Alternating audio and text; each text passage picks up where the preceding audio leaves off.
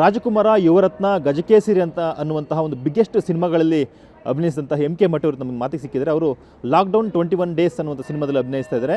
ಇವ್ರು ಮಾತಿಗೆ ಸಿಕ್ಕೋದಕ್ಕೆ ಮುಖ್ಯ ಕಾರಣ ಅಂತಂದರೆ ಇದೊಂದು ಸೆನ್ಸೇಷನ್ ವಿಚಾರವನ್ನು ನಮ್ಮ ಜೊತೆಗೆ ಶೇರ್ ಮಾಡ್ಕೊಂಡಿದ್ದಾರೆ. ಅದಂತಂದರೆ ಟಾಕ್ಸಿಕ್ ಸಿನಿಮಾದಲ್ಲಿ ಅವರೊಂದು ರೋಲನ್ನು ಮಾಡಿದ್ದಾರೆ ಅಂತ ಹೇಳಿ ಮಾಹಿತಿಯನ್ನು ಕೊಟ್ಟಿದ್ದಾರೆ. ಈ ಬಗ್ಗೆ ನಾನು ಅವ್ರು ಮಾತಾಡ್ತೀನಿ. ಸರ್, ನಿಜವಾಗ್ಲೂ ಖುಷಿ ಆಗುತ್ತೆ. ಎಂ ಕೆ ಮಠ ಸರ್ ಅವರು ಇವತ್ತು ಟಾಕ್ಸಿಕ್ ಅನ್ನೋ ಒಂದು ವಿಶ್ವ ಮಟ್ಟದಲ್ಲಿ ಗುರುಸ್ಕೊಳ್ಳುವಂಥ ಒಂದು ಸಿನಿಮಾದಲ್ಲಿ ಆ್ಯಕ್ಟ್ ಮಾಡಿದೆ ಅಂತ ಹೇಳಿದ ವಿಷಯ ಹೇಳಿದಿರಿ.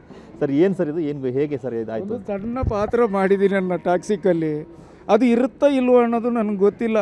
ಆದರೆ ಯಶ್ ಅವರ ವಿಶ್ವದಾದ್ಯಂತ ಅವರು ಪಸರಿಸಿರೋದು ನೋಡಿ ನನಗೆ ಹೆಮ್ಮೆ ಆಗುತ್ತೆ. ಯಾರಾದರೂ ಕೇಳಿದಾಗ ಟಾಕ್ಸಿಕಲ್ಲೂ ನಾನು ಮಾಡಿದ್ದೀನಿ ಅಂತೀನಿ. ಆದರೆ ಟಾಕ್ಸಿಕ್ ಬಿಡುಗಡೆ ಆದಮೇಲೆ ಗೊತ್ತಾಗುತ್ತೆ ನನ್ನ ಪಾತ್ರ ಅಲ್ಲಿ ಇದೆಯೋ ಇಲ್ವೋ ಅನ್ನೋದು.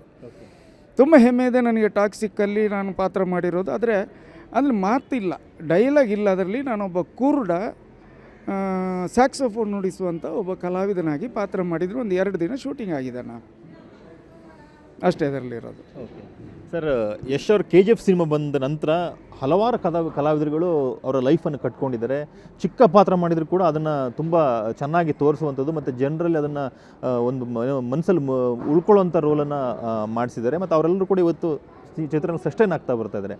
ಸೊ ನಿಮ್ಮ ರೋಲ್ ಹೇಗೆ ಇರುತ್ತೆ ಅಂತೇಳಿ ನಿಮ್ಗೆ ಹೇಗೆ ಅನಿಸ್ತಾ? ಶೂಟಿಂಗ್ ವಾತಾವರಣ ಎಲ್ಲ ಹೇಗಿತ್ತು ಅಂತೇಳಿ?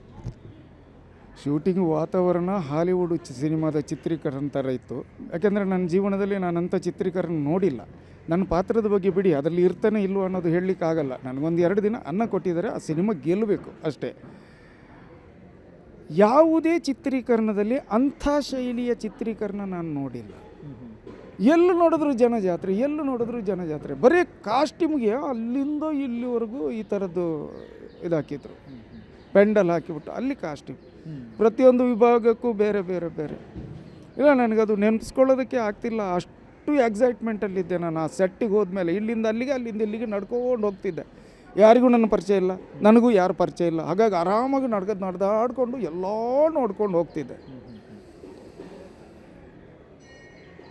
ಟಾಕ್ಸಿಕ್ ಬಗ್ಗೆ ಅಷ್ಟೇನಾ, ಟಾಕ್ಸಿಕ್ ಗೆಲ್ಲುತ್ತೆ, ಗೆದ್ದಾಗಿದೆ. ಇನ್ನೂ ಅದು ದೊಡ್ಡ ಮಟ್ಟಕ್ಕೆ ಗೆಲ್ಲುತ್ತೆ ಅಷ್ಟೇ. ಓಕೆ, ಇನ್ನೇನು ಸಿನಿಮಾ ಬಿಡುಗಡೆಗೆ 2 ದಿನ ಬಾಕಿ ಇದೆ ಸರ್. ಇವತ್ತು ಆ ಸಿನಿಮಾವನ್ನು ವಿಶ್ವದಾದ್ಯಂತ ಜನ ಅದನ್ನು ನೋಡೋದಕ್ಕೆ ಎಕ್ಸೈಟ್ ಆಗಿದ್ದಾರೆ, ಕಾಯ್ತಾ ಇದ್ದಾರೆ. ಟಿಕೆಟ್ ಬುಕ್ಕಿಂಗನ್ನು ಕೂಡ ನೀವು ಅಬ್ಸರ್ವ್ ಮಾಡಿರ್ತೀರಾ. ಯಾಕಂದರೆ ಸೋಷಿಯಲ್ ಮೀಡಿಯಾ ಕೂಡ ನೀವು ಆ್ಯಕ್ಟಿವ್ ಆಗಿದ್ದೀರಾ. ಕೆಲವೊಂದಿಷ್ಟು ಸುದ್ದಿವಾಹಿನಿಗಳು ಅಬ್ಸರ್ವ್ ಮಾಡಿರ್ತೀರಾ ಹೇಗೆ ಆಗ್ತಿದೆ, ಏನಾಗ್ತಿದೆ ಅಂತೇಳಿ. ಆ ಒಂದು ಕ್ರೇಜ್ ಬಗ್ಗೆ ಏನು ಹೇಳ್ತೀರಾ? ಇದು ಬಹುಶಃ ಈ ಹಿಂದೆ ಯಾವ ಚಿತ್ರಕ್ಕೂ, ಯಾವುದೇ ಭಾಷೆಯ ಚಿತ್ರಕ್ಕೂ ಇಲ್ಲದೇ ಇರುವಂತಹ ಒಂದು ಕ್ರೇಜ್ ಇದಕ್ಕೆ ಕ್ರಿಯೇಟ್ ಆಗಿದೆ ಎಲ್ಲ ಭಾಷೆಯಲ್ಲೂ.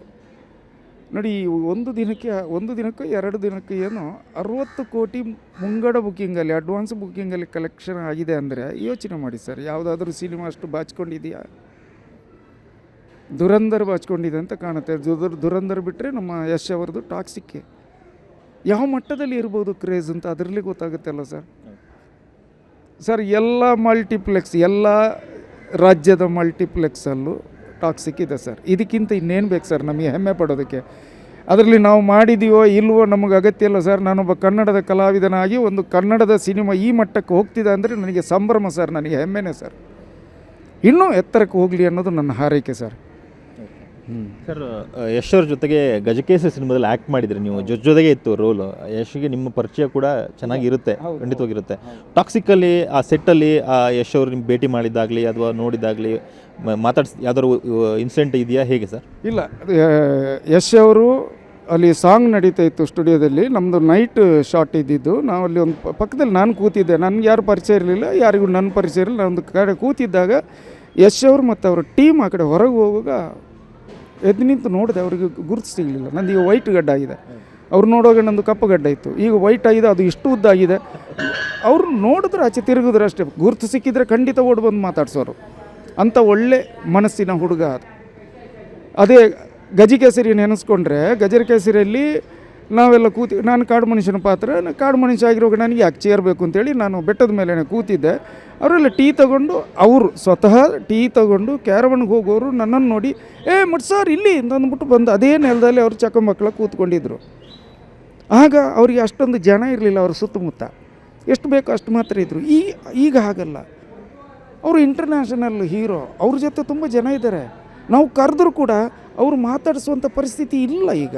ಹಾಗಾಗಿ ಅವರು ಮಾತಾಡಿಸ್ತೇ ಹೋದರು. ಅಂದರೆ ಅಲ್ಲಿ ಗಜಕೇಸರಿಗೂ ಇಲ್ಲಿಗೂ ಇರುವ ವ್ಯತ್ಯಾಸ. ಹುಡುಗ ಬದಲಾಗಿಲ್ಲ, ಯಶ್ ಅವರು ಬದಲಾಗಿಲ್ಲ, ಅವರ ಸುತ್ತಲಿನ ಪರಿಸರ ಬದಲಾಗಿದೆ ಅಷ್ಟೇ ಸರ್.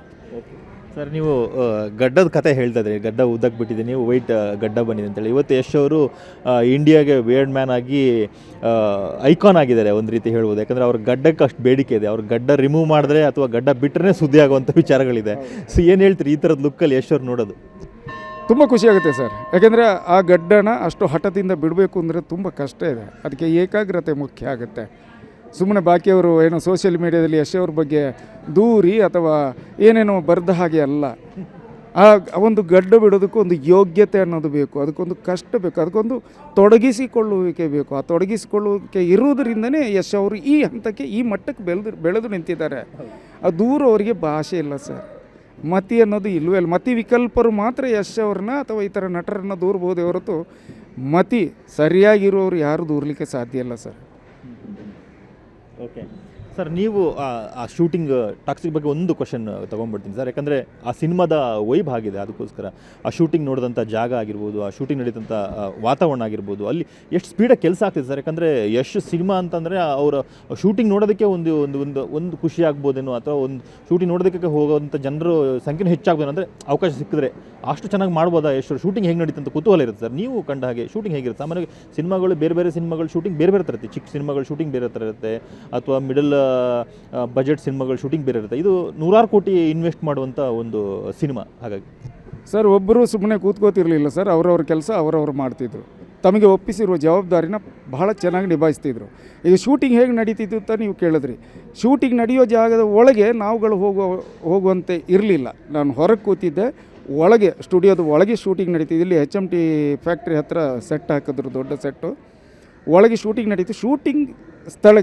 ಶೂಟಿಂಗ್ ನಡೆಯೋ ಸ್ಥಳಕ್ಕೆ ಆ ಅಲ್ಲಿ ನಡೆಯೋ ಚಿತ್ರೀಕರಣದಲ್ಲಿ ಪಾತ್ರ ಇಲ್ಲದೇ ಇರುವವರು ಪ್ರವೇಶ ಇರಲಿಲ್ಲ. ಹಾಗಾಗಿ ನಾನು ಹೊರಗೆ ಕೂತಿದ್ದೆ, ಒಳಗೆ ನಡೀತಾ ಇತ್ತು ಶೂಟಿಂಗ್. ಅದನ್ನೆಲ್ಲ ಅಬ್ಸರ್ವ್ ಮಾಡ್ತಿದ್ದೆ ಸರ್. ಪ್ರತಿ ಒಬ್ಬರು ಕಾಲಿಗೆ ಚಕ್ರ ಕಟ್ಕೊಂಡು ಹಾಗೆ ಕೆಲಸ ಮಾಡ್ತಿದ್ರು ಸರ್. ಈಗ ಎಲ್ಲೋ ಬೇರೆ ಕಡೆ ಶೂಟಿಂಗ್ ಹೋದಾಗ ಓತ್ಲು ಓಡಿಯೋರು ತುಂಬ ಜನ ಇರ್ತಾರೆ. ಒಂದಷ್ಟು ಜನ ಅಲ್ಲಿ ಕೂತಿರ್ತಾರೆ, ಮಾತಾಡ್ತಿರ್ತಾರೆ, ಯಾರ್ಯಾರ ಬಗ್ಗೆನೂ ಮಾತಾಡ್ತಿರ್ತಾರೆ. ಅಲ್ಲಿ ಅಂಥದ್ದು ನನ್ನ ಕಣ್ಣಿಗೆ ಬಿದ್ದಿಲ್ಲ ಸರ್. ಅವರವರ ಕೆಲಸ ಪರ್ಫೆಕ್ಟಾಗಿ ಅವರವರು ಮಾಡ್ತಿದ್ರು ಸರ್. ಇಷ್ಟು ನಾನು ಅಬ್ಸರ್ವ್ ಮಾಡಿರೋದು ಸರ್. ಓಕೆ ಸರ್, ಇನ್ನೊಂದು ಮುಖ್ಯವಾಗಿ ಕೇಳಬೇಕು. ಎಂ ಕೆ ಮಠ ಸರ್ನ ಸೋಷಿಯಲ್ ಮೀಡಿಯಾಗಳಲ್ಲಿ ನೋಡಿದಾಗ ಅವ್ರು ಹಾಕುವಂಥ ಪೋಸ್ಟ್ಗಳ ಬಗ್ಗೆ ತುಂಬ ದೊಡ್ಡ ಮಟ್ಟದಲ್ಲಿ ಚರ್ಚೆಗಳಾಗಿದ್ದು ಉದಾಹರಣೆಗಳಿದೆ. ದರ್ಶನ್ ಅವರ ವಿಚಾರಕ್ಕೆ ಸಂಬಂಧಪಟ್ಟ ಹಾಗೆ ದರ್ಶನ್ ಅವರು ಎಂ ಕೆ ಮಠ ಅವರಿಗೆ ಸಹಾಯ ಮಾಡಿದ್ದಾರೆ ಅಂತೇಳಿ ಹೇಳಿದಂಥ ಜನಗಳಿದ್ದಾರೆ. ಆದರೆ ಅವರ ರಿಯಲ್ ಲೈಫ್ನ ಹತ್ತಿರದಿಂದ ಬಲ್ಲವರಿಗೆ ಮಾತ್ರ ಗೊತ್ತಿದೆ ಎಂ ಕೆ ಮಠ ಸರ್ ಪರಿಸ್ಥಿತಿ ಹೇಗಿದೆ, ಅವ್ರು ಹೇಗಿದ್ದಾರೆ ಅನ್ನುವಂಥದ್ದು. ಹಾಗಾಗಿ ಇಂಥ ಕಾಮೆಂಟ್ಸ್ಗಳ ಬಗ್ಗೆ ಅಥವಾ ದರ್ಶನ್ ಅವ್ರ ಬಗ್ಗೆ ನೀವು ಹಾಕುವಂಥ ಪೋಸ್ಟ್ ಬಗ್ಗೆ ಏನು ಹೇಳ್ತೀರಿ ಸರ್? ದರ್ಶನ್ ಅವರ ಹೆಸರೇ ನನಗೆ ಸಹಾಯ ಮಾಡಿರುವಾಗ ದರ್ಶನ್ ಅವರಿಂದ ನಾನು ಯಾಕೆ ಸಹಾಯ ಬಯಸಲಿ?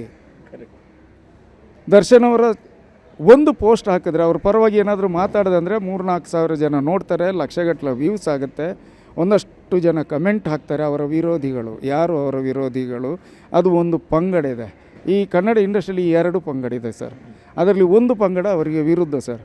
ಕೆಲವರು ನನಗೆ ಖಾಸಗಿಯಾಗಿ ಸಂದೇಶ ಕಳಿಸಿದ್ದು ಇದೆ, ವಾಟ್ಸಪ್ಪಲ್ಲಿ ಸಂದೇಶ ಕಳಿಸಿದ್ದು ಇದೆ. ಇಲ್ಲಿ ಯಾಕ್ರಿ ಅವನ ಬಗ್ಗೆ ಬರೀತೀರಂತ. ನನ್ನಿಷ್ಟ, ನನಗೆ ಅವರಿಷ್ಟ. ನಾನು ಮೂಲತಃ ಡಾಕ್ಟರ್ ರಾಜ್ಕುಮಾರ್ ಅಭಿಮಾನಿ ಸರ್. ಅವ್ರನ್ನ ವೀರಪ್ಪನ ಅಪಹರಣ ಮಾಡಿದ ಒಂದು ವಾರದಲ್ಲಿ ಟೀ ಕಾಫಿ ಕುಡಿಯೋದನ್ನು ಬಿಟ್ಟೆ ಸರ್, ಬಿಸಿ ನೀರು ಸ್ನಾನ ಮಾಡೋದನ್ನು ಬಿಟ್ಟೆ ಸರ್, ಬೆಡ್ಡಲ್ಲಿ ಮಲಗೋದನ್ನು ಬಿಟ್ಟೆ ಸರ್. ಇವತ್ತಿಗೆ 26 ವರ್ಷ ಸರ್. ಇವತ್ತಿಗೂ ನಾನು ಕಾಫಿ ಟೀ ಕುಡಿಯಲ್ಲ, ಬೆಡ್ಡಲ್ಲಿ ಮಲಗಲ್ಲ, ಬಿಸಿ ನೀರಲ್ಲಿ ಸ್ನಾನ ಮಾಡಲ್ಲ ಸರ್. ಇದು ನನ್ನ ಅಭಿಮಾನ. ರಾಜ್ಕುಮಾರ್ ಅವ್ರಿಗೆ ನಾನು ಅರ್ಪಿಸ್ಕೊಂಡಿರೋದು. ನಾನು ರಾಜ್ಕುಮಾರ್ ಅಭಿಮಾನಿ, ವಿಷ್ಣುವರ್ಧನ್ ಅಪ್ಪಟ ಅಭಿಮಾನಿ, ಪುನೀತ್ ರಾಜ್ಕುಮಾರ್ ಅಭಿಮಾನಿ, ಶಿವಣ್ಣ ಅವರ ಅಭಿಮಾನಿ, ಸುದೀಪ್ ಅವರ ಅಭಿಮಾನಿ, ಉಪೇಂದ್ರ ಅವರ ಅಭಿಮಾನಿ, ಕನ್ನಡದಲ್ಲಿರುವ ಅಷ್ಟು ನಟರ ಅಭಿಮಾನಿ, ಧ್ರುವ ಸರ್ಜಾ ಅವರ ಅಭಿಮಾನಿ. ನಾನು ದರ್ಶನ್ ಅವರು ಒಬ್ಬನೇ ಅಭಿಮಾನಿ ಅಂತ ಹೇಗೆ ಸರ್ ಈ ಜನಗಳು ತೀರ್ಮಾನ ಮಾಡ್ತಾರೆ? ನಾನು ಕನ್ನಡದಲ್ಲಿ ಅಭಿನಯಿಸುವ ಪ್ರತಿಯೊಬ್ಬ ನಟರ ಅಭಿಮಾನಿ ಸರ್.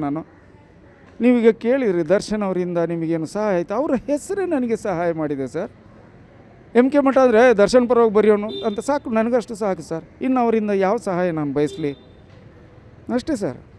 ಸರ್, ಇನ್ನು ನಿಮ್ಮ ಜೀವನದ ಬಗ್ಗೆ ಗೊತ್ತಾದರೆ ಎಷ್ಟಷ್ಟು ಒಳ್ಳೊಳ್ಳೆ ಸಿನಿಮಾಗಳು ಮಾಡಿದ್ದಾರೆ, ಎಷ್ಟಷ್ಟು ರಾಜ್ಯ ಪ್ರಶಸ್ತಿ ತಗೊಂಡಂಥ ಒಬ್ಬ ಕಲಾವಿದ, ಮತ್ತು ಹಿಟ್ಟು ಸಿನಿಮಾಗಳಲ್ಲಿ ಅಭಿನಯಿಸಿದಂಥ ಕಲಾವಿದ, ಒಳ್ಳೊಳ್ಳೆ ಪಾತ್ರಗಳು ಮಾಡಿದಂಥವ್ರು ಎಂ ಕೆ ಮಠ ಸರ್ ಅವರು.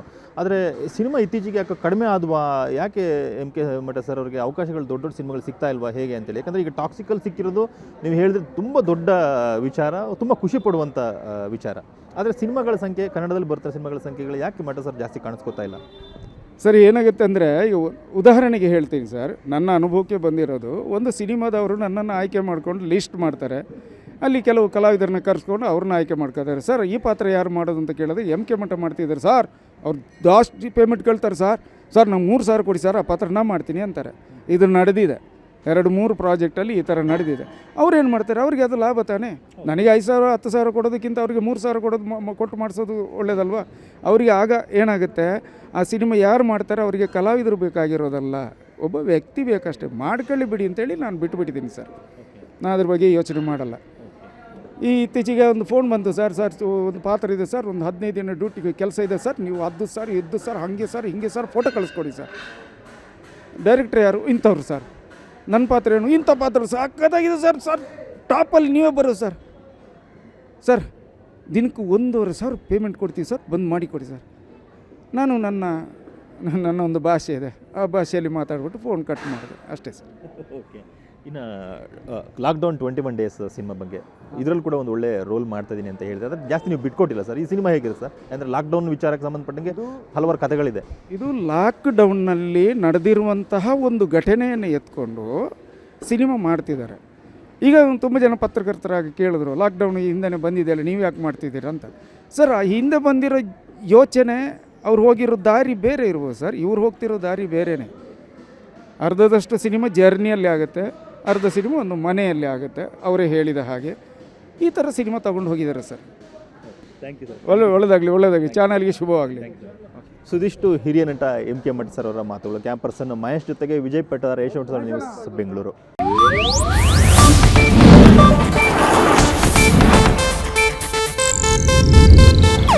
ಇದು ಏಷ್ಯಾನೆಟ್ ನ್ಯೂಸ್ ನೆಟ್ವರ್ಕ್ ಪ್ರಸ್ತುತಿ.